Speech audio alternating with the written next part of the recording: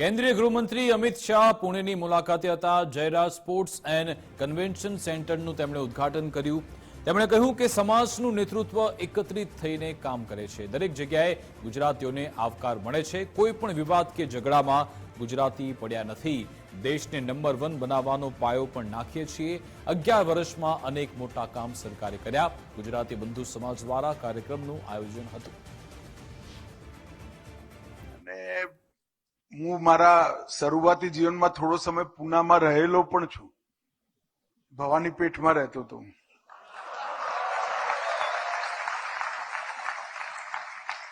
તો ગુજરાતી બંધુ સમાજનો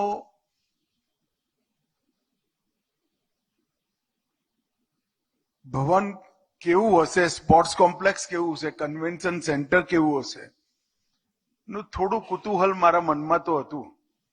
પણ જ્યારે નિમંત્રણની સાથે તમારું પૂરું કેટલોગ આવ્યું ત્યારે ખબર પડી કે આ તો આખા દેશના ગુજરાતી સમાજમાં સૌથી સુંદર બિલ્ડિંગ પૂના ગુજરાતી બંધુ સમાજ।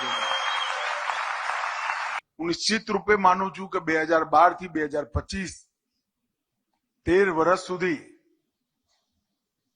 સમાજના સૌ લોકોએ સંગઠિત થઈને પોતપોતાની શક્તિ પ્રમાણે સૌએ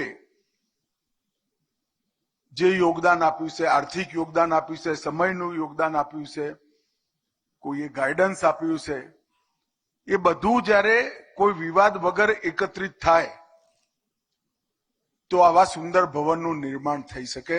ખરેખર પૂનાના ગુજરાતી બંધુ સમાજને હૃદયપૂર્વકની શુભકામનાઓ અને અભિનંદન। જ્યારે આપણો દેશ મોગલો સામે લડતો ત્યારે શિવાજી મહારાજથી શરૂ કરી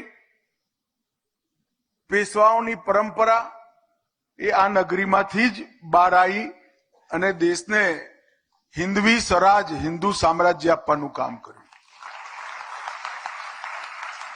જ્યારે આપણે અંગ્રેજો સામે લડતા હતા એ વખતે અહીંથી જ તિલક મહારાજે સિંહ ગર્જના કરી, સ્વરાજ મારો જન્મસિદ્ધ અધિકાર છે, અંગ્રેજો પાછા જાઓ।